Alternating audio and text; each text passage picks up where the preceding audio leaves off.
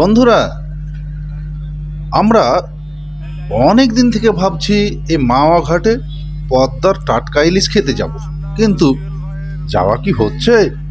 নিত্য নৈমিত্য ব্যাপার স্যাপার, ঝুট ঝামেলা, কাজের চাপ, ডিউটি সব কিছু মিলে যেন ধীরে ধীরে বৃদ্ধ হয়ে যাচ্ছি, অথচ মাওয়া ঘাট যাওয়া হচ্ছে না। তাই মশির ভাই এবং আমাদের জুয়েল ভাইয়ের জিদ, আর এম রশিদ ভাই তো আছে, ছাড়বে না। কাজেই সবাই মিলে আজকে মাওয়ায় যাওয়ার জন্য সিদ্ধান্ত হয়ে গেল। যেই কথা সেই কাজ, বের করো গাড়ি। জুয়েল ভাইয়ের সেই মার্সিডিজ বেঞ্চ গাড়িটি বের করলো। অত্যন্ত আধুনিক ডিজাইনের, চমৎকার কালারের এই গাড়িটি নিয়ে আমরা রওনা দিয়ে দিলাম। তো প্রথমে আমরা আসলে চলে যাব সিএনজি স্টেশন, যেখানে ওনার গাড়ি রিফুয়েলিং করা লাগবে, সিএনজি উত্তোলন করতে হবে। তো যেতে যেতে বিভিন্ন প্রকার আলোচনা হচ্ছিল। কেউ বলছে রাতেই চলে যাব, কেউ বলছে কালকে যাব, কেউ বা আবার বলছে এখান থেকে পদ্মা সেতু পর্যন্ত যাব, এরপরে ট্রেনে যাব, এরপরে বাসে যাব, আবার কেউ বলছে না গাড়ি নিয়েই যাব। বিভিন্ন রকম মত পার্থক্য এ নিয়ে আমাদের চলছে, গান বাজনা চলছে গাড়ির ভিতর, আমরা এগিয়ে চলেছি। তো যাই হোক, প্রথমে সিএনজি পাম্পে গিয়ে আগে সিএনজি তো নেওয়া হোক, তারপরে ডিসিশনটা পরেই হোক। আমচত্বর দেখাচ্ছিলাম, এমনকি মাহি আপাও সেখানে সিনেমা করে গেছে। মাহি না পরিমণি সিনেমা করে গেছে, এই আম ধরে পরিমণি সিনেমা করেছে। হ্যাঁ, দর্শক, আমচত্বর দেখাচ্ছিলাম, রাজশাহীর বিখ্যাত আমচত্বর। এটি সেই আমচত্বর, হালকা পাকা হালকা কাঁচা। আর যথারীতি আমাদের সাথে ড্রাইভে আছেন আমাদের জুয়েল মাহমুদ ভাই, যিনি famous driving centre, famous music centre এবং গান বাজনা স্কুল। আচ্ছা, বলে দেন। ফেমাস আমার প্রতিষ্ঠানের আরেকটা প্রতিষ্ঠান আমরা করতে যাচ্ছি, এটা ফেমাস গান বাজনা স্কুল। আচ্ছা, ধন্যবাদ। আসতে ভাই, থামেন। পাম্পে চলে এলাম। এখন আমরা সিএনজি তুলে নিয়ে আমরা দ্রুত এখানকার কাজ শেষ করে আমরা রওনা দিয়ে দিব। যেহেতু মাওয়া যেতে হবে এবং সকাল সকাল ইলিশ মাছ কিনে আমরা ওখানে টাটকা ইলিশের স্বাদ গ্রহণ করব। তো জুয়েল ভাই গাড়ি লাগাচ্ছে সিএনজি পাম্পে, শুধু সিএনজি নিব আর রওনা দিব। আজকে আমি প্রথমেই যাচ্ছি, আমাদের অন্যান্য সদস্যগণ এর আগেও গিয়েছে, তারা কিন্তু সেখানকার স্বাদ ভুলতে পারে না, এই জন্য বলল, আমিও রাজি হয়ে গেলাম। এখন সিএনজি নিতে যতক্ষণ দেরি, এরপরে কিন্তু আমরা রওনা দিয়ে দিব। তো বন্ধুরা, এই পুরো ভিডিওটি জুড়ে আশা করি সাথে থাকবেন। কেমন লাগলো আমাদের এই ট্যুর, আমাদের ভ্রমণ, পুরোটা দেখে জানাবেন। কিন্তু মাওয়া এটি হচ্ছে মুন্সিগঞ্জ জেলার এই যে শ্রীপুর এই সাইডে, অর্থাৎ মাওয়া মুন্সিগঞ্জ যে ফেরিঘাট বা পদ্মা সেতুর যে ওই প্রান্ত রয়েছে, সেইখানে মূলত আমরা যাব। কত টাকার গ্যাস ঢুকবে? মানে আনলিমিটেড ভাই, ওই যে ওখানে উঠবে যত টাকার ওঠে। আচ্ছা, আমি ওটা মিটার দেখাবো। ট্যাঙ্কি লোড লং ড্রাইভ। হ্যাঁ, আমরা এখন লং ড্রাইভে যাবো রাত্রে, এবং সেই ইয়েতে ট্যাঙ্কি লোড হচ্ছে। ট্যাঙ্কি লোড হয়ে যে পশু, সাগর, রানা, আমরা সবাই মিলে এখন মাওয়া যাবো। মাওয়ার উদ্দেশ্যে রওনা হবো। আমরা ট্যাঙ্কি লোড করে নিয়ে চলে যাবো ইনশাল্লাহ।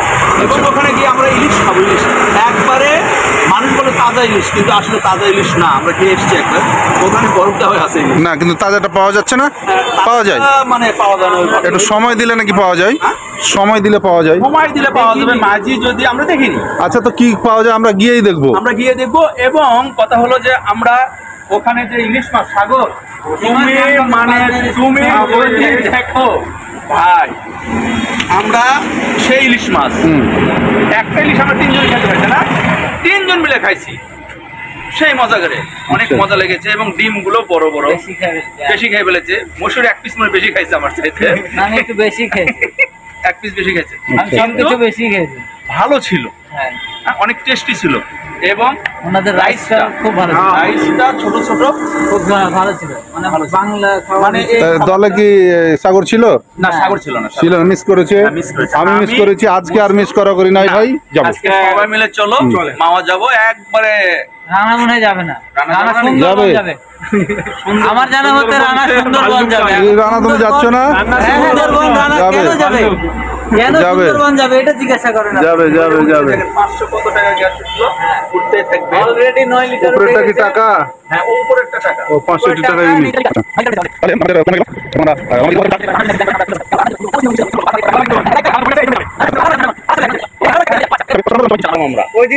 আমরা এই একটা হোটেল আছে, কি হোটেল নাম তো?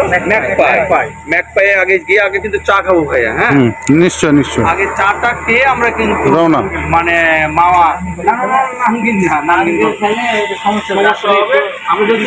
না, এখন কাছে যেটা আছে শোনো, যেহেতু দূরে রওনা, কাছে যেটা হোটেল আছে এখানে চাটা হয়ে যাবে। হ্যাঁ, তারপরে আমরা মাওয়া চলে যাবো। ঠিক আছে। তো দর্শক সাথে থাকুন, পরবর্তী ফাইনালি কি হচ্ছে দেখাবো। ফাইনালি লোড হয়ে গেছে গাড়ির ট্যাঙ্কি ভাই। 2130 টাকা। এই ট্রাকটা এবং ফাইনালি গ্যাস লোড হয়ে গেল, পেমেন্টের পালা। একদিন এমন সিস্টেম আসবে, এখানে একটা কার্ড থাকবে, আমার কার্ডটা এখানে ক্যাচ করব, পেমেন্ট হয়ে যাবে। হ্যাঁ,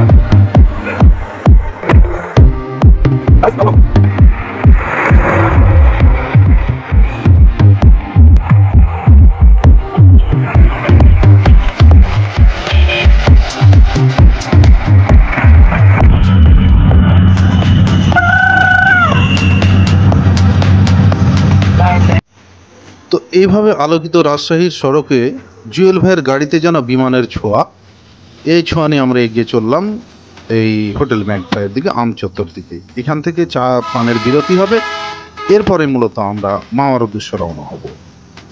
তো অনেক চমৎকার রাজশাহীর সড়কগুলোর এই যে চমৎকার ঝিকঝক বাতি দেখে সত্যি মনটা ভরে গেল। এবার চলুন আমরা চা খেয়ে নিই। আসো।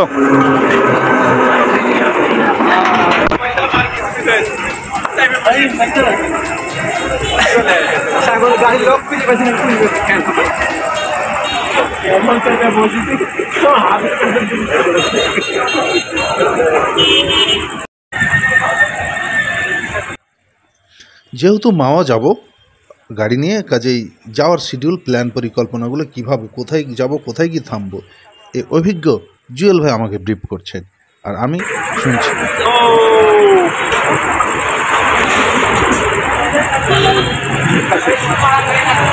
আচ্ছা, আমি আমরা জুয়েল ভাই প্রোগ্রামটা লুকিয়ে রেখেছিল, বলেন নাই। আমরা এখন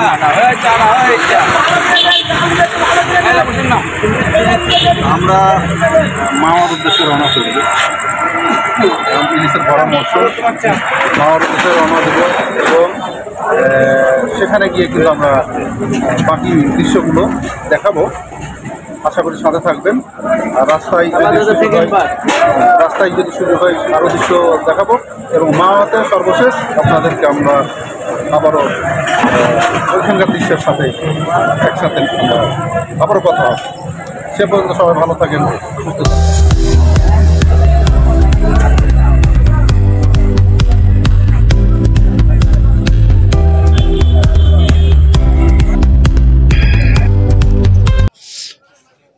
আলহামদুলিল্লাহ, শেষ পর্যন্ত মাওয়া ফেরিঘাট মুন্সিগঞ্জ আমরা একদম ঠিকঠাক সকালবেলা পৌঁছে গেলাম। তো অসাধারণ একটি বৈচিত্র্যময় একটি প্রকৃতির ছোঁয়া আমরা পাচ্ছি। এখানে বিশাল আকারের নদীর এই ঘাটটিতে এসে আমরা খুবই ভালো লাগলো। তো মাওয়া ফেরিঘাটে এসে সবাই ছবি সেলফিগুলো আগে তুলেই নিচ্ছে, এরপর আমরা ফ্রেশ হয়ে তারপরে ইলিশের খোঁজে আসলে বের হব। তো এখানে খুব বেশি দূরে যাওয়া লাগে না, পাশেই এই রেস্টুরেন্টে দেখতেই পাচ্ছেন যে এইভাবে ইলিশ ভাজা হচ্ছে। তো ঠিক এভাবে আমরাও ইলিশ কিনে নেব।